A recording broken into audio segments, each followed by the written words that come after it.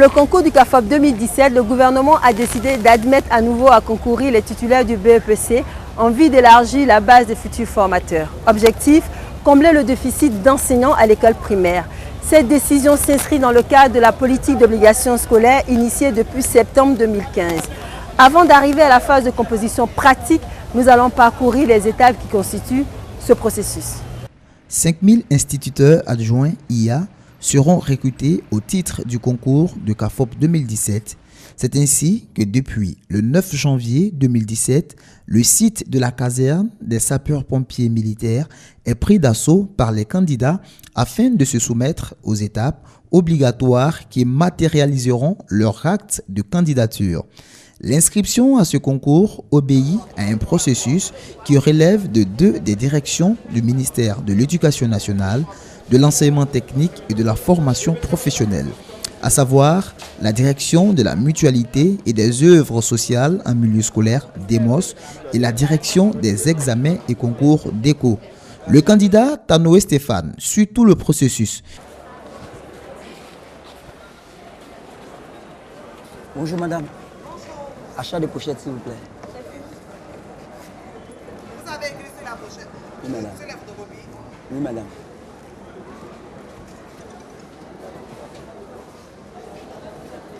Ok, merci. Vous pouvez partir. Vous partez de l'autre côté. Merci, madame.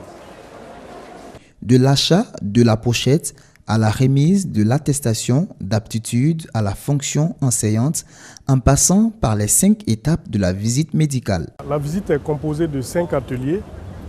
Il y a la biologie, la prise de sang. Après la biologie, on a l'examen clinique qui est fait par les médecins de la DEMOS. Il s'agit là de dépister les candidats qui ont des handicaps physiques majeurs. Et donc, si vous avez une infirmité majeure qui fait que vous ne pouvez pas vous tenir debout devant un tableau, crayon en main, il va sans dire qu'il sera difficile pour vous d'embrasser la carrière enseignante. Et donc, après ces 2 ateliers, il y a l'examen ophtalmologique où il y a des spécialistes en ophtalmo qui font l'acuité visuelle et le fond d'œil. Et là, nous recherchons, n'est-ce pas, les grandes affections ophtalmologiques. Cette visite médicale-là a pour objet de dépister ceux qui sont sujets faire, n'est-ce pas, ces genres de pathologies ophtalmologiques et les référer à des spécialistes pour une prise en charge. Après l'examen ophtalmo, il y a l'examen ORL où il y a aussi des pathologies que nous recherchons. Donc après ces 4 ateliers, il y a la radiographie pulmonaire. Vous savez, aujourd'hui, les enseignants sont supposés aller enseigner. Pour toute visite aujourd'hui d'embauche, la radiographie pulmonaire est exigée pour apprécier, n'est-ce pas, l'état des poumons. Et ceux qui sont sujets à des affections pulmonaires sont référés, n'est-ce pas, à des spécialistes, n'est-ce pas, pour une prise en charge. Voilà. Donc voilà en gros les 5 ateliers, n'est-ce pas, qui composent, n'est-ce pas, cette visite médicale.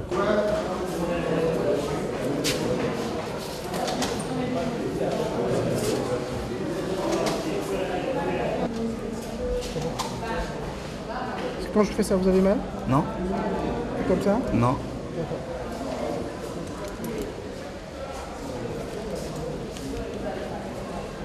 Monsieur Tanoé, en termes de votre examen, je pense qu'il n'y a pas une grande chose à faire. Vous avez une colopathie fonctionnelle. La colopathie fonctionnelle, c'est ce qu'on appelle en termes scientifiques le syndrome du côlon irritable. C'est purement dû à votre hygiène alimentaire. Vous devez manger régulièrement, aux heures fixes et régulières. Et au cours de chaque repas, vous devez consommer suffisamment d'eau. Voilà. Chaque matin, faites une cure d'eau et allez-y aux toilettes, même si vous n'avez pas envie. Ça permet en fait de rééduquer le système digestif. Vous voyez? Donc vous devez manger beaucoup de fruits et légumes. Ces 5 étapes de la visite médicale sont primordiales.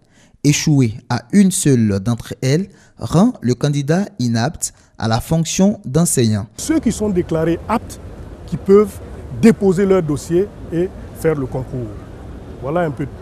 En réalité, tant que vous n'avez pas votre attestation d'aptitude à la fonction enseignante, vous n'êtes pas à mesure. Vous pouvez avoir initié votre inscription, mais vous ne pouvez pas déposer votre dossier. Le cas de ce candidat inapte pour cause du bégaiement en est un exemple. Vous avez un candidat qui est venu pour le retrait de son attestation, mais malheureusement qui a été déclaré inapte pour un problème otorhinolaryngologique. Il s'agit d'un bégaiement et d'un zozotement prononcé, n'est-ce pas, qui, ma foi, ne peut pas lui permettre d'exercer la fonction enseignante.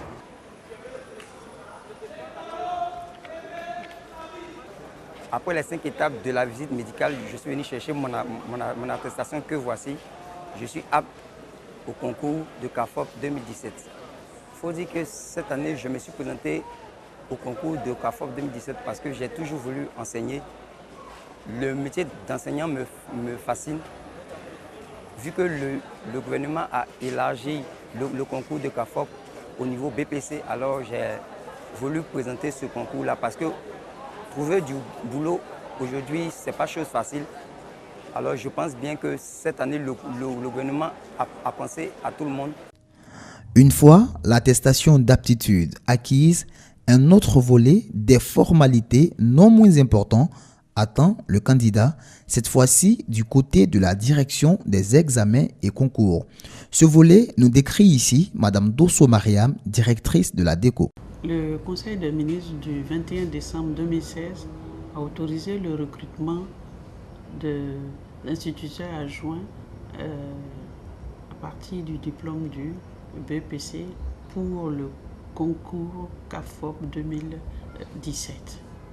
Donc, le diplôme exigé, le diplôme d'entrée, c'est le BPC cette année, pour donner plus de chances aux jeunes qui sont titulaires de ce diplôme de se trouver un emploi. Mais c'est un concours qui est inclusif, qui n'exclut pas les autres aussi. Donc, ceux qui sont titulaires du baccalauréat ou même d'une maîtrise ou d'autres, ou plus, peuvent s'inscrire, peuvent composer, mais le diplôme exigé est le BEPC. Il faut être titulaire du BEPC pour passer ce concours. Et quand on est recruté en tant qu'instituteur adjoint. C'est au sorti de toutes ces étapes que les candidats admis, après les compositions écrites, intègrent les centres d'animation pédagogique pour recevoir la formation d'instituteurs. À Dabou, les élèves maîtres du CAFOP ont déjà réussi le concours. Comment sont formés les futurs maîtres de nos écoles? Un maître qui n'a pas préparé son cours, qu'est-ce qui va se passer en classe pendant la leçon? Oui? Monsieur, ce maître va tâtonner devant son élève. Il va baliser, il ne va pas pouvoir bien dispenser le cours. Très bien. Pourquoi? Parce qu'il n'a pas préparé. Voilà. Et ça va constituer un bruit de la communication entre les élèves et le maître. Nous recevons des apprenants qui arrivent ici avec un certain bagage intellectuel. Donc ici, notre tâche consiste à leur donner les outils pour enseigner, pour embrasser leur métier. Mais je pense que ma motivation pour entrer dans ce métier, c'est l'amour de l'enseignement. Et je pense que toute petite, cet amour déjà m'animait. Et je pense que c'est un rêve que je réalise. Il faudrait dire qu'au CAFOP ici, on nous forme pour former les futurs citoyens de demain. Et je pense que mon objectif au sortir d'ici, c'est d'aller sur le terrain, malgré les difficultés qu'on aura sur ce terrain-là.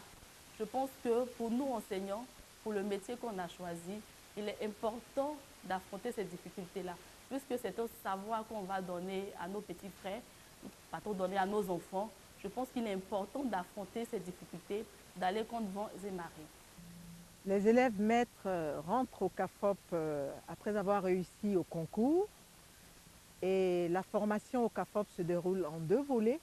Il y a le volet théorique et il y a le volet pratique. Le volet théorique consiste à dispenser des cours ici au CAFOP dans les salles de classe. Après la formation théorique qui consiste à dispenser les contenus aux élèves en classe, nous les mettons en formation pratique, c'est-à-dire en stage pratique, dans les écoles primaires des circonscriptions du département ou de la région où nous nous trouvons. S'agissant de la motivation des élèves maîtres ici, nous pouvons dire que les élèves maîtres nous font montre de leur disponibilité aux métiers qu'ils vont exercer demain, parce que jusqu'au jour d'aujourd'hui, nos résultats ici sont satisfaisants. Et les résultats venant du terrain, c'est-à-dire les maîtres qui les encadrent sur le terrain, qu'on appelle les maîtres d'application, nous disent beaucoup de bien aussi de nos élèves qu'ils encadrent sur le terrain. Donc nous pensons quand même qu'ils sont assez motivés. Pour le gouvernement, cette décision est dictée par la nécessité de faire face aux besoins induits par la mise en œuvre de la loi d'obligation scolaire. Cette année, le concours est à nouveau ouvert aux titulaires du BEPC, une organisation dans 6 capitales régionales, à savoir Abidjan, Abangouro, Gagnoa, Korogo, Man et Yamsokro, afin de rapprocher les postulants des centres de composition et réduire les charges qu'ils devront supporter. Bonne chance à tous les candidats. Bonjour madame. Nous sommes sur le site des sapeurs-pompiers militaires d'Adjamé. La première question que j'ai envie de vous poser, vous êtes là pour être institutrice. Qu'est-ce qui vous motive à concourir, à vouloir poser votre candidature pour ces concours? C'est d'abord l'envie d'enseigner. C'est pour cela que je suis là pour présenter le concours. Pourquoi vous n'avez pas concouru les autres années? Les autres années, parce qu'on n'a pas eu l'occasion.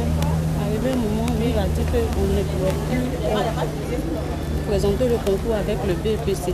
Et cette année, l'occasion nous a été donnée de présenter le concours, raison pour laquelle nous sommes là pour tenter notre chance. Mais il y a énormément de monde. Est-ce que vous pensez avoir votre chance? C'est un concours et chacun vient tenter sa chance.